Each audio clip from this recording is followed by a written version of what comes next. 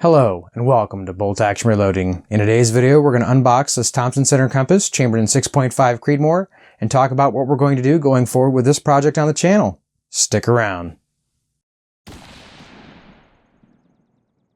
Welcome back to the channel. If this is your first time here, you'd like to see how I and the rest of the community here make our group smaller, start now by subscribing to the channel and hitting the bell icon. That way you get notified when I post new videos and you won't miss anything. Like I said, guys, in today's video, we're going to unbox this Thompson Center Compass, this time in 6.5 creedmoor. If you're new to the channel, you might not be aware, I actually have one of these already in 300 Winchester Magnum. So the unboxing of this should be very similar to that. But obviously, if there's any differences, we'll find out. Talk a little bit about why we bought it. But before we get into that, we got to get it out of the box.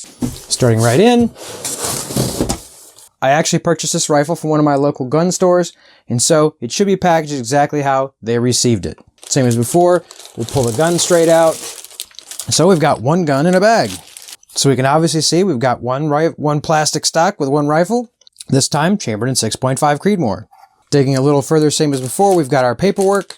Comes with an Allen wrench so you can adjust the scope base. In case you're unfamiliar, this rifle comes without the bolt in it, so the bolt is packaged separately.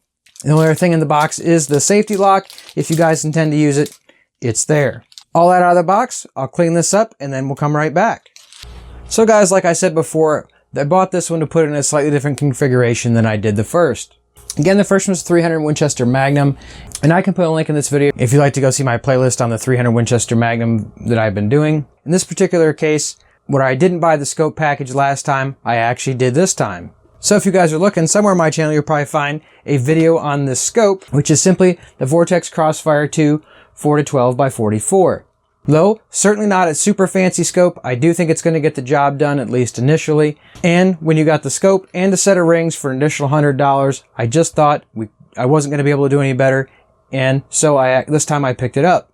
The other thing worth talking about for a couple minutes is something I actually added to the other rifle as well, which is this scope base. Now, I don't know if it's proper to call this a 0 MOA or not, but there's really going to be no offset with the standard scope base that comes with this rifle. Not that there's anything wrong with it. These rings do claim to be compatible with both Weaver and Picatinny mounting. So this is a Weaver mount and you could utilize them.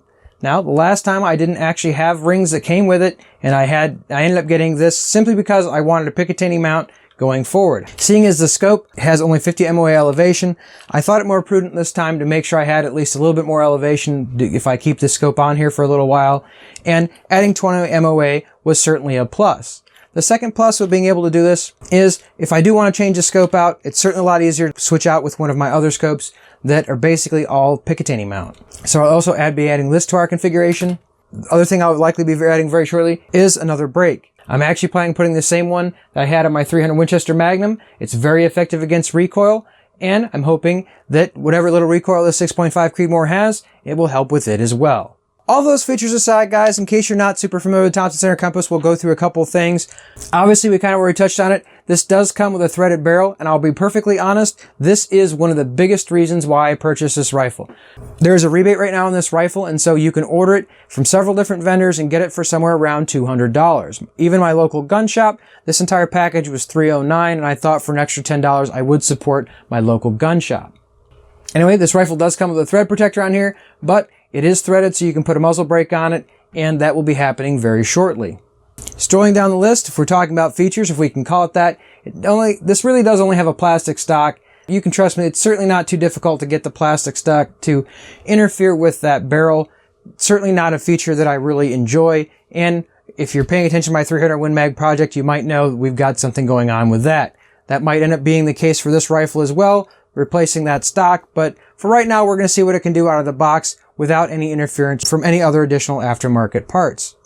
Going right down the barrel, you can see obviously there's no iron sights on this. It does have the Weaver mount, so if you'd like to just simply, like I said, buy the package, get the rings, get the scope, you can mount it up and be ready to go. Certainly out to a reasonable distance, you're going to be able to have all the adjustment that you want. You're just not going to be shooting 500 or 1,000 yards with it, probably. This is a configuration I went for, so hopefully I'll be able to long-term have a little bit more interchangeability with my other scopes, as well as a little bit more elevation.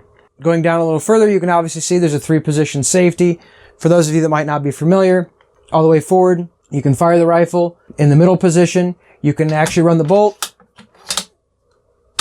but you can't fire the rifle. and all the way back, the bolt's actually locked in. You can't do anything with it. So an interesting safety. It's certainly not my favorite safety I've ever had, but it does do the job. Going further down the rifle, if you do plan on keeping the stock, it does have a fairly nice recoil pad on it. I've certainly shot the 300 Win Mag in that configuration, again, with a muzzle brake.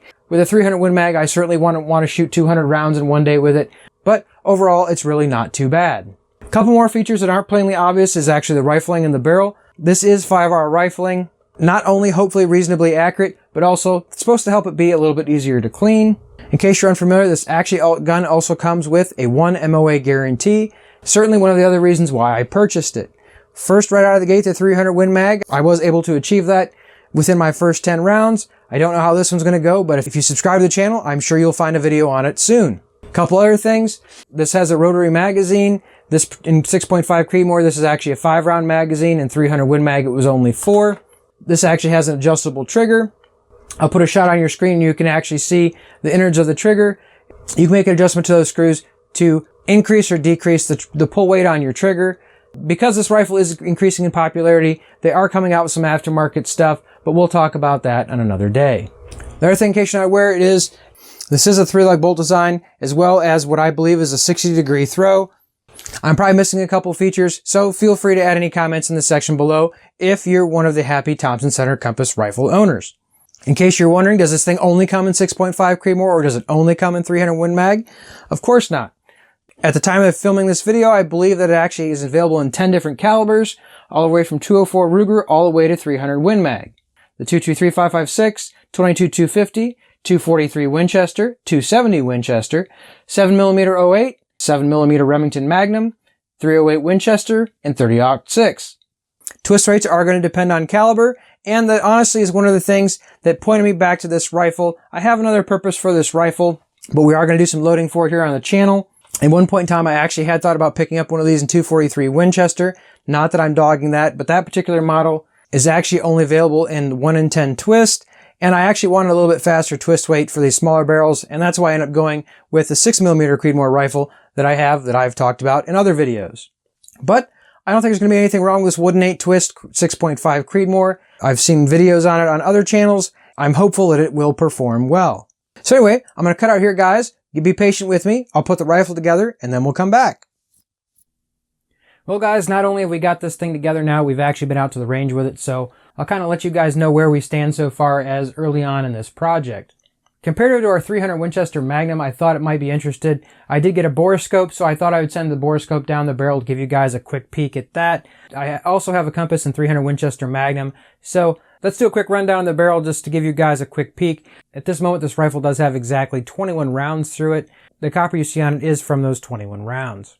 If it does look a little rough, guys, that's because it is. I'll actually, just for fun, since I have a 300 Winchester Magnum version of this rifle, I will do a comparison so you can see the difference between the 6.5 Creedmoor and the 300 Winchester Magnum barrel as we take a quick stroll through it, just so you guys can take a quick look. I don't want you to think necessarily the group size you're going to get out of this rifle is comparative to how the barrel rifling looks, but for those of you that are interested, you guys can take a peek.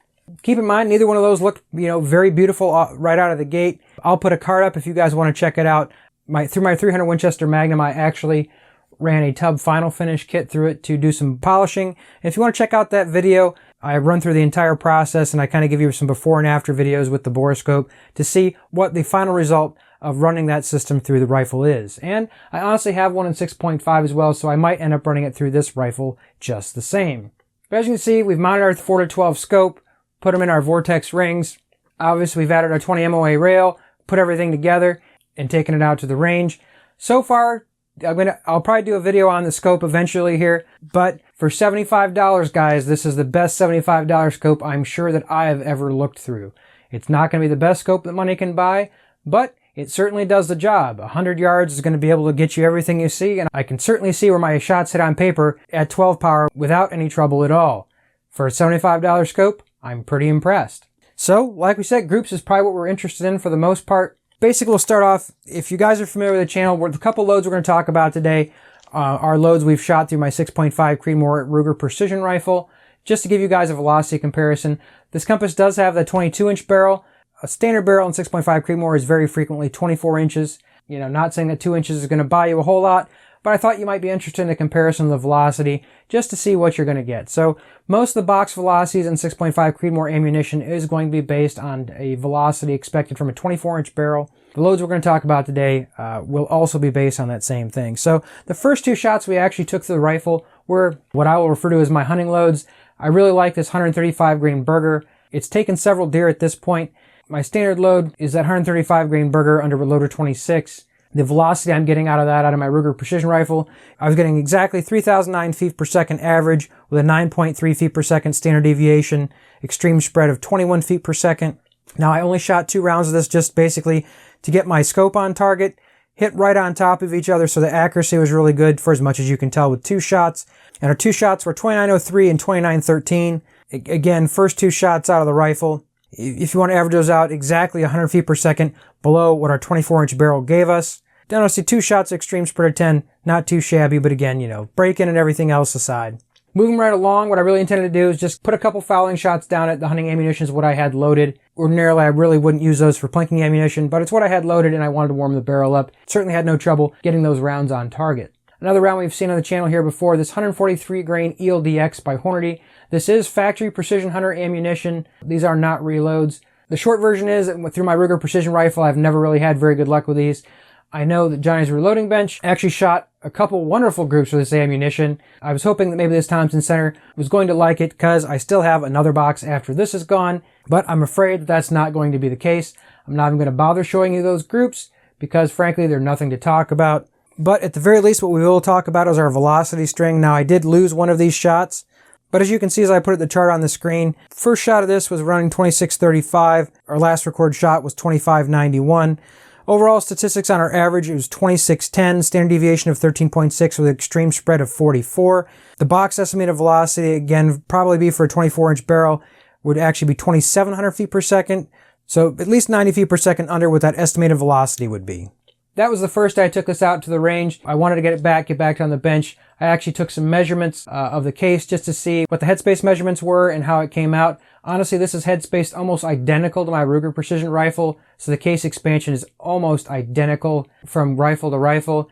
But what I did is take the 10 pieces of brass that we used from the factory. I had to sacrifice one to get my annealer setting, then I annealed the other 9, and then loaded what I'll kind of call our channel match load, which is this 140 grain ELD match under 41.3 grains of H4350.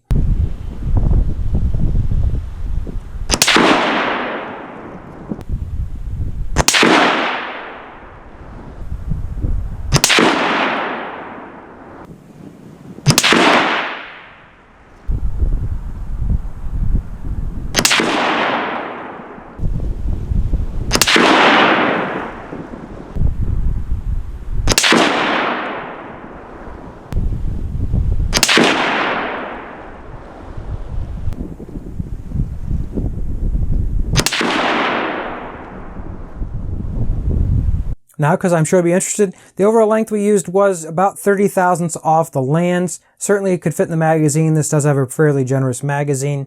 The average velocity we typically expect with that load is somewhere around 2640 feet per second. In this particular rifle, we were running 2624 feet per second, so we really weren't that far off as far as velocity was concerned. Our standard deviation was fairly poor at 18.4 feet per second, extreme spread of 57, but groups is kind of where I wanted to show. The first 4-shot group out of this rifle, again, since we only reloaded 9 for it. This 4-shot group was .640 MOA, far under that 3-shot 1 MOA guarantee that they talk about from the factory. The next 5-shot group I shot wasn't as impressive. We do kind of have that one flyer out there. That 5-shot group was 1.336 MOA, but I'm convinced with a little tuning, we'll be able to do much better than 1.3 MOA. One other thing for your consideration, I will put a quick shot on the screen. All of that shooting was done before I bought a M-Carbo trigger kit.